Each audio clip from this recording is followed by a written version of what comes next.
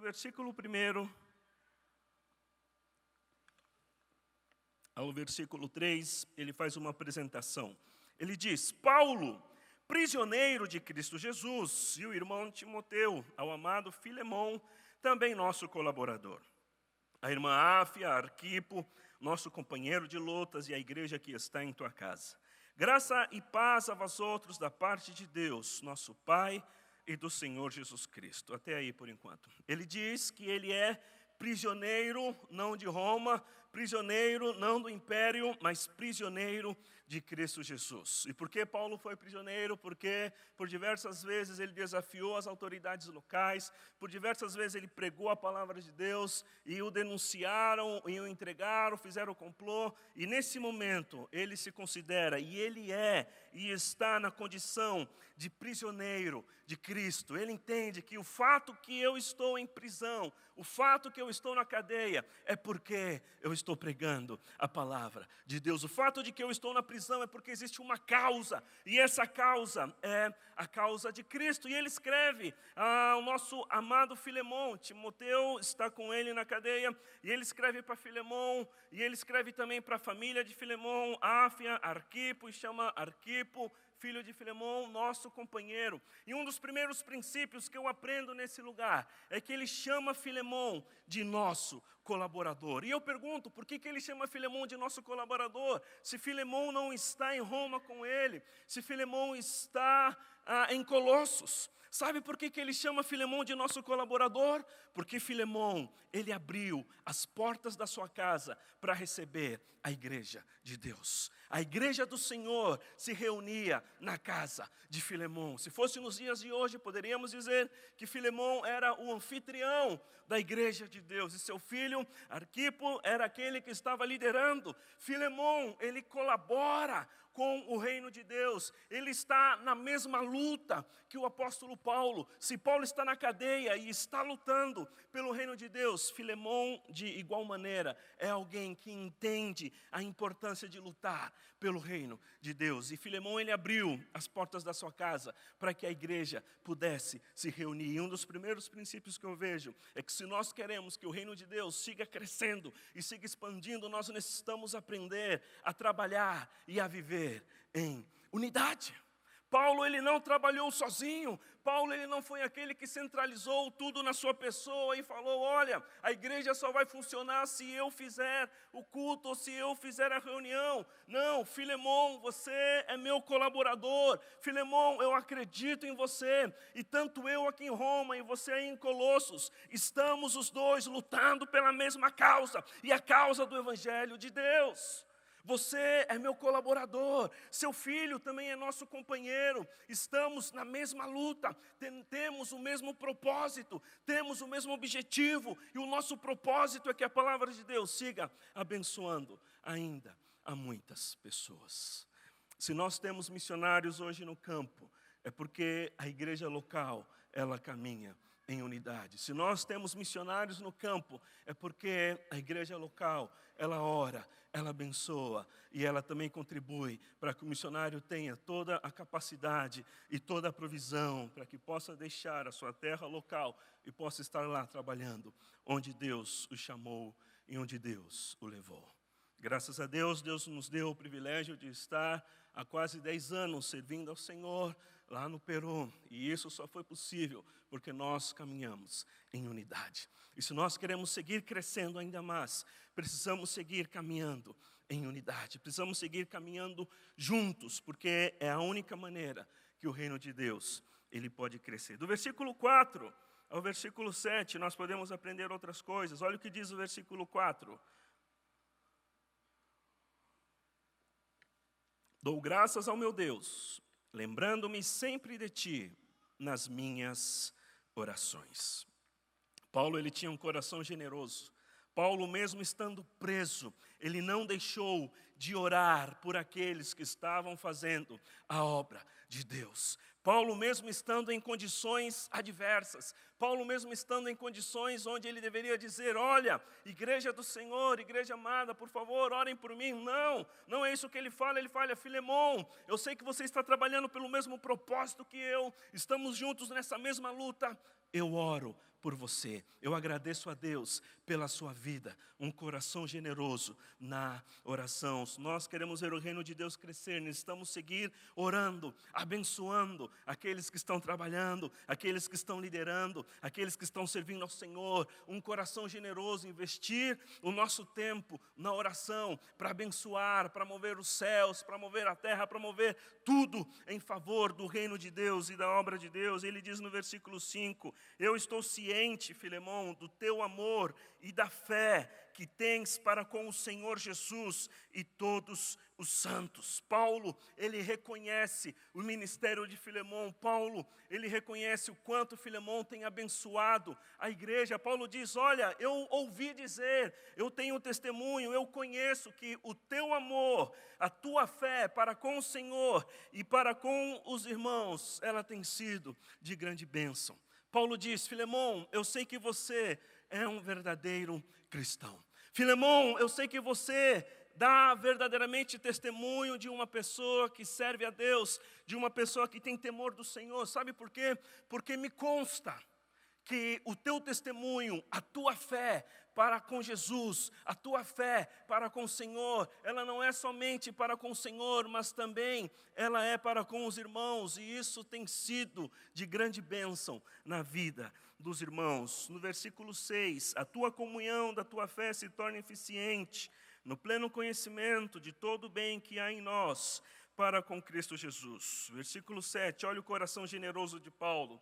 Pois, irmão, tive grande alegria e conforto no teu amor, porquanto o coração dos santos tem sido reanimado por teu intermédio. Paulo diz, eu tenho grande alegria e conforto. Sabe por quê? Sabe qual é a motivação que me leva a seguir lutando pela causa do Evangelho? Sabe o que me faz não desistir de seguir em cadeias? Sabe o que é que me faz levantar todos os dias e saber que mesmo estando na cadeia, mesmo estando entre algemas, mesmo sendo custodiado por soldados romanos, mesmo levando as marcas de Cristo no meu corpo, sabe o que me motiva a seguir fazendo tudo isso? É que existem homens e mulheres de Deus, como você, que Deus tem usado para abençoar o coração dos santos. Deus tem usado homens e mulheres como você para abençoar o coração, para abençoar os irmãos, para abençoar a igreja que se reúne na tua casa. E se nós hoje temos missionários no campo, é porque nós entendemos que Deus, Ele quer abençoar aqueles que estão lá.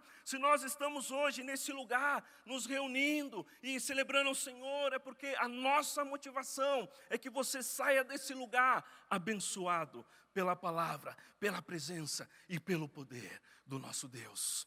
Se a nossa motivação não for essa, se o que motiva, o que nos leva a fazer tudo o que fazemos não for esse, algumas coisas podem estar erradas no nosso coração. Sabe por que Paulo ele não desistiu de fazer tudo o que ele fez? Porque ele entendia que as pessoas estavam sendo abençoadas. E Paulo reconhece, Filemão, eu sei que a tua fé, eu sei que a tua comunhão com Deus, eu sei que a tua vida com Deus, eu sei que você abriu a igreja na tua casa, eu sei que tudo que você está fazendo, a igreja, o povo de Deus está sendo abençoado. E sabe, é isso o que traz alegria ao meu coração, é isso que me faz seguir firme, forte e não parar e querer avançar. Eu reconheço e vejo o que Deus está fazendo na tua vida. Agora a minha pergunta é, por que Paulo, ele fala tudo isso sobre Filemão? Por que Paulo reconhece a fé de Filemão? Por que Paulo reconhece o testemunho de Filemão? Por que Paulo reconhece o dom que Deus deu a Filemão? Por que Paulo entende que Filemão tem uma fé viva e verdadeira? Por que Paulo diz, olha Filemão, eu oro por você, não esqueço de você? Porque Paulo, ao escrever essa carta, ele tem um objetivo. Ao escrever essa carta, ele tem um desejo, ele tem uma necessidade, e agora ele vai pedir, e agora Paulo ele vai fazer uma coisa que, de repente, as pessoas da época puderam criticá-lo, Paulo agora ele vai deixar de lado o seu lado apostólico. Paulo agora ele não quer saber que ele é apóstolo. Ele não quer saber e ele não se preocupa que das 27 cartas do Novo Testamento ele escreveu 13. E até esse momento ele já tinha escrito 9. E dessa mesma prisão de Roma ele vai escrever à igreja de Efésios, vai escrever aos Colossenses, vai escrever aos Filipenses, escreve também a Filemon. Ele não se preocupa com o seu status, vamos dizer assim, político. Ele não se preocupa com o que ele já alcançou. Ele não se preocupa que ele foi um dos maiores fundadores de igrejas do Novo Testamento. Ele não se preocupa que ele já está preso pelo Evangelho. E mais adiante ele vai dizer, olha Filemon, eu estou preso e agora também já estou velho. Eu já sou ancião, eu já tenho muita experiência. Eu não me preocupo com nada disso. O que eu me preocupo é continuar fazendo a obra de Deus de igual maneira, de como eu comecei. E ele vai levantar um clamor, ele vai interceder, não por ele. Ele vai interceder, vai fazer uma petição, vai fazer um pedido, não por ele, não por suas necessidades, mas ele vai clamar, ele vai interceder por outra pessoa. Mas ele não vai fazer uma intercessão qualquer, ele não vai fazer um pedido qualquer, ele vai clamar, vai pedir a tal ponto de ter a disposição de se humilhar. A tal ponto de ter a disposição de se rebaixar, a tal ponto de ter a disposição de comprar a briga que não é sua, mas ele vai interceder por uma pessoa. Olha o que diz o versículo 8, pois bem, ainda que eu sinta plena liberdade em Cristo para te ordenar o que convém, claro, eu poderia dizer, Filemon, faz isso, porque eu sou apóstolo, porque eu tenho liberdade, mas olha o que eu não quero fazer isso, eu prefiro, no versículo 9, todavia, solicitar, rogar, em nome do amor, movido pelo amor, sendo que sou o Paulo, velho e agora até prisioneiro de Cristo Jesus. Sim, solicito-te, rogo-te em favor de meu filho Onésimo, que gerei entre algemas. Solicito-te em favor de meu filho Onésimo, que gerei entre algemas. Quem foi Onésimo? Como que Paulo gerou entre algemas Onésimo? Bom, eu não disse, mas Filemon, a parte de ter a igreja de Deus na sua casa, Filemon era um dono de escravos. Nesse tempo, em Colossos e no Império Romano, era muito comum ter escravos. A metade da população que vivia nesse tempo eram escravos. E você sabe que escravo, ele não tem direito a nada, não tem benefício de nada, é considerado como moeda, como troca. E Filemon, assim como outros na cidade, tinham escravos. E Filemon tinha escravo.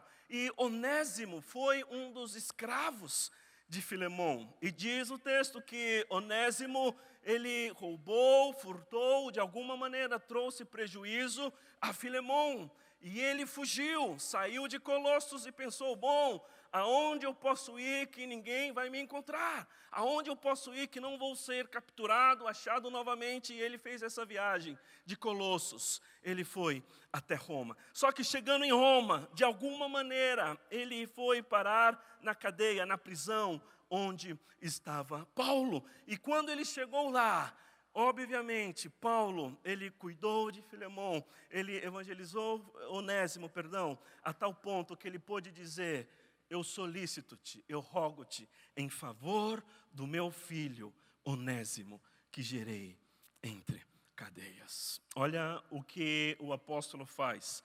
Ele para todo o que está fazendo, num sentido de trabalhar, fazer grandes coisas, e ele dedica o seu tempo para cuidar de uma pessoa. E ele dedica o seu tempo para ajudar e para cuidar desse escravo. Um escravo era alguém que ninguém daria valor. O escravo era alguém que não tinha valor nenhum. Era alguém que, Onésimo, como escravo, ele estava condenado à morte.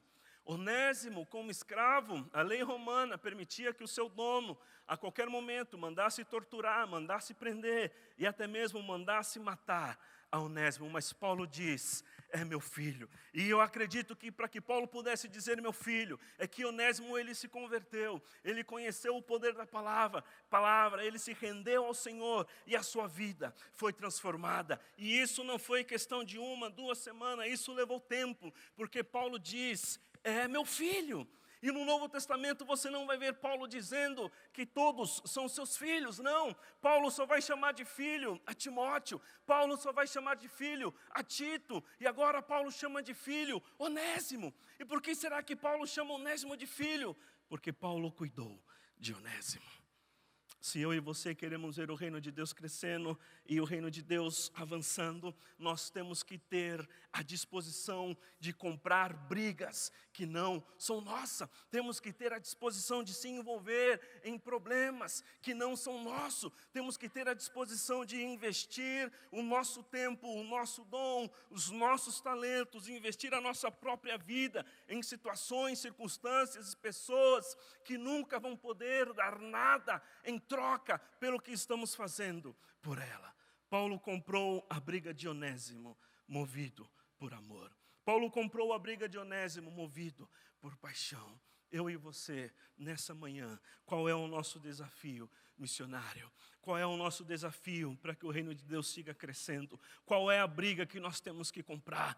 Quem é a pessoa que nós temos que ajudar? Será que não existem pessoas? Será que não existem crianças carentes? Será que não existem creches, orfanatos, casa de idosos? Não sei, existem tantas pessoas que necessitam que nós paremos tudo o que estamos fazendo para comprar a briga delas. Quando foi a última vez que eu e você fizemos algo por uma pessoa? Quando foi a última vez que eu e você passamos o dia inteiro na fila de um hospital para abençoar a vida de um irmão? Quando foi que eu e você, pela última vez, advogamos a causa de alguém que não tem nada a ver comigo e com você e que não pode nunca retribuir o que estamos fazendo por essa pessoa? Quando eu olho para missões, eu vejo algo parecido com isso. Hoje nós estamos comprando a briga pelo Peru, para que o Peru possa conhecer a Deus, as pessoas possam ser cheias do poder de Deus. Estamos comprando a briga por outros países, estamos comprando a briga de outros lugares.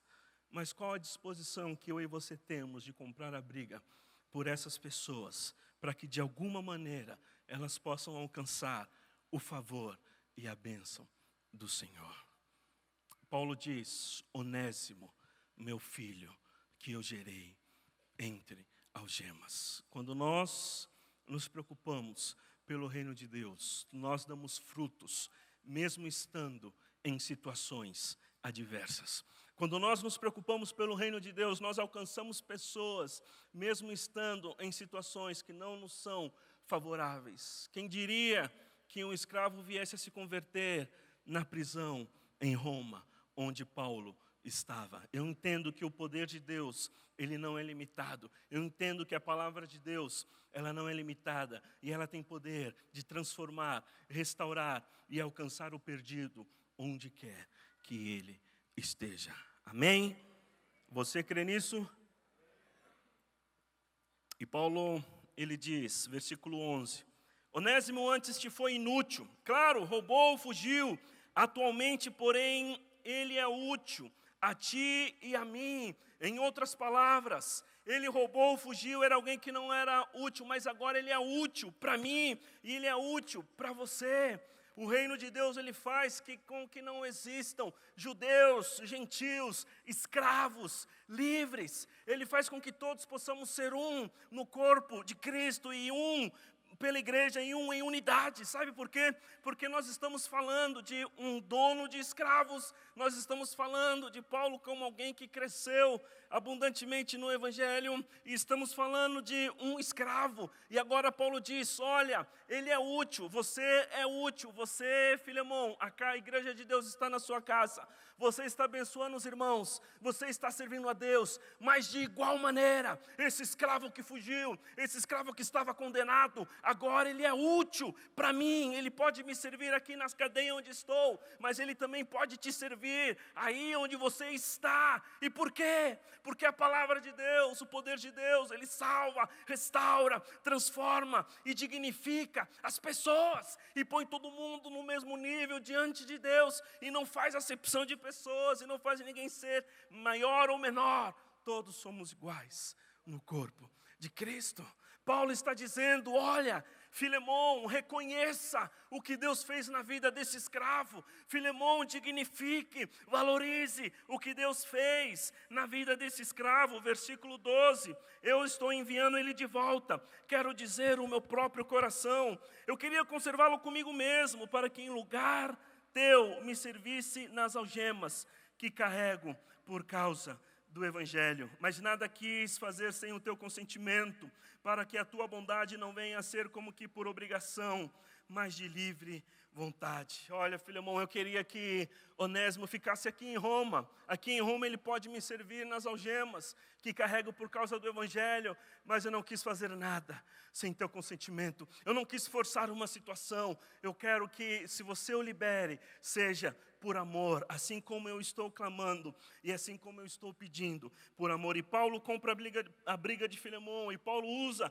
alguns argumentos, e ele diz, olha, ele é uma nova pessoa, ele é útil, ele pode me servir aqui na cadeia, e entenda o porquê Deus o permitiu que se afastasse de você.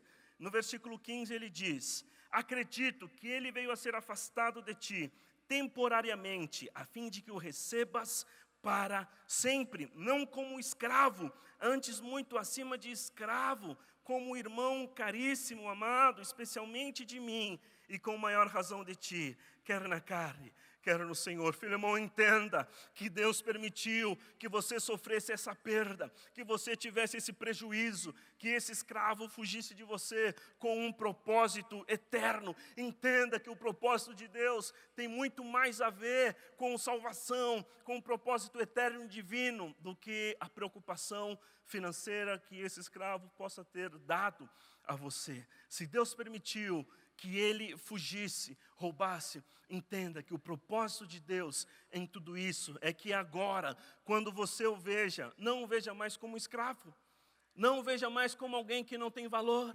não o veja mais como alguém que pode ser castigado, torturado, mas o veja como o nosso irmão em Cristo Jesus. E tem uma diferença nisso. Tudo bem que você pode receber ele e pôr ele para trabalhar novamente, mas agora você não vai tratá-lo como um escravo unicamente. Pode ser seu escravo, mas é seu irmão em Cristo Jesus. E isso faz toda a diferença. Paulo não se rebelou contra a escravidão. Paulo não levantou um movimento em contra a escravidão. Ele entendeu que o poder de Deus, ele era forte a tal ponto de fazer com que pessoas de níveis sociais diferentes da sociedade pudessem tratar-se como irmãos em Cristo Jesus, tão somente pelo poder do Evangelho. Amém? E ele diz, no versículo 17, usando os seus argumentos, intercedendo em favor do escravo, ele diz, olha, se me consideras companheiro, recebe-o como se fosse a mim mesmo. Olha, Filemão, se você entende que estamos lutando pela mesma causa de Cristo, recebe esse escravo como se fosse eu. Imagina, Filemão, que eu fosse chegar aí hoje, que honras você me daria. Imagine, Filemão, que eu fosse chegar e me hospedar na sua casa hoje. De repente você prepararia a melhor comida, a melhor hospedagem. Você me receberia com honras, com glória. Recebe a esse escravo como se fosse eu, como se fosse o próprio Paulo. E para terminar essa intercessão, ele diz, se algum dano te fez, ou se te deve alguma coisa, lança tudo em minha conta. Claro, esse escravo roubou, fugiu, e a lei romana dizia que aquele que desse proteção a um escravo fugitivo era responsável pelo pagamento dos dias de prejuízo ao dono desse escravo. Podemos dizer então que por Onésimo, Paulo deveria uma grande suma de dinheiro. Porque Paulo, ele queria fazer as coisas por amor, mas não queria fugir da lei, queria cumprir a lei, e não queria que Filemão pudesse ser prejudicado em alguma coisa. E Paulo intercede tanto por esse escravo, a tal ponto de dizer: olha, Filemão, se o problema é dinheiro, não se preocupe. Se a tua preocupação é esse prejuízo que ele te deu, não se preocupe, porque eu vou pagar. De onde Paulo tiraria esse dinheiro? Não sei, ele recebia algumas ofertas. A igreja de Filipos mandava oferta para ele, mas ele usava essas ofertas para poder pagar o aluguel da casa que ele estava preso em Roma. Em outras palavras, Paulo estava disposto a sacrificar a sua estabilidade por um escravo. Paulo estava disposto a sacrificar o momento que ele estava vivendo, sacrificar onde ele tinha que pagar, sacrificar tudo o que ele tinha por aquele escravo. Será que eu e você nessa manhã temos essa disposição no nosso coração de colocar a mão no bolso e investir por causa do Evangelho? Será que nós temos essa disposição de sacrificar a nossa estabilidade, de sacrificar o que temos e pôr a mão no bolso quando necessário para que o reino de Deus possa seguir crescendo, para que a palavra do Senhor possa seguir avançando? Será que nós temos essa disposição de comprar a briga de alguém, comprar a briga pelo reino de Deus, ou se envolver em algum problema, a tal ponto de orar, a tal ponto de se humilhar, a tal ponto de se rebaixar, a tal ponto de interceder, a tal ponto de não se preocupar com a nossa fama, o nosso status, o nosso cargo, e a tal ponto também de pôr a mão no bolso e pagar, se for necessário, pela vida de alguém e por alguém? Paulo teve a disposição de sacrificar a sua estabilidade. E para ir terminando, ele diz: eu, Paulo, de próprio punho escrevo, eu pagarei, para não te alegar que também tu me deves até a ti mesmo. Claro, se Filemão conhece a Jesus, foi por meio do ministério de Paulo. Paulo nunca esteve em Colossos, mas esteve em Éfeso, e quando Paulo esteve em Éfeso, a palavra se difundiu e Filemão conheceu o Evangelho. 20, sim, irmão, que eu receba de ti no Senhor este benefício, reanima-me o coração em Cristo, certo como estou da tua obediência, eu te escrevo sabendo que farás mais do que estou pedindo. Eu sei, Filemão, que você vai fazer mais daquilo que eu estou pedindo, e ao mesmo tempo prepara-me também pousada, pois espero que por vossas orações vos serei restituído. Saúdam-te Epáfras, prisioneiro comigo em Cristo Jesus. Epáfras foi o fundador dessa igreja. Epáfras é o pastor dessa igreja de Colossos, mas por alguma razão ele está preso aqui em Roma, e por alguma razão o pastor dessa igreja conheceu Onésimo, que é desse lugar, e todos estamos aqui na mesma cárcere.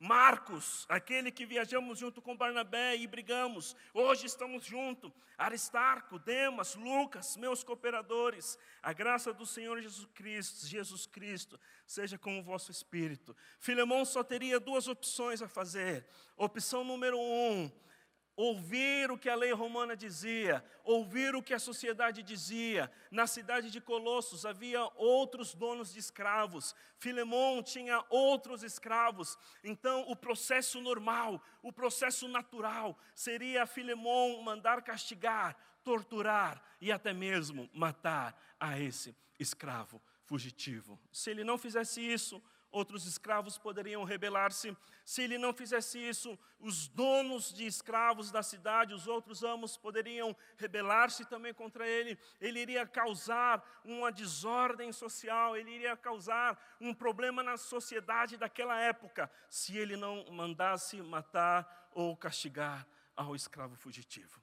Mas pelo outro lado, ele tem Paulo intercedendo por ele, pelo escravo. Pelo outro lado, ele tem a igreja que está na sua casa. Por outro lado, ele tem a fé dele é firme para com o Senhor Jesus e para com os irmãos. Por outro lado, a fé dele tem abençoado a vida dos irmãos. Por outro lado, o pastor da igreja de Colossos está lá preso com Paulo em Roma. Por outro lado, a igreja de Cristo estava esperando outra resposta.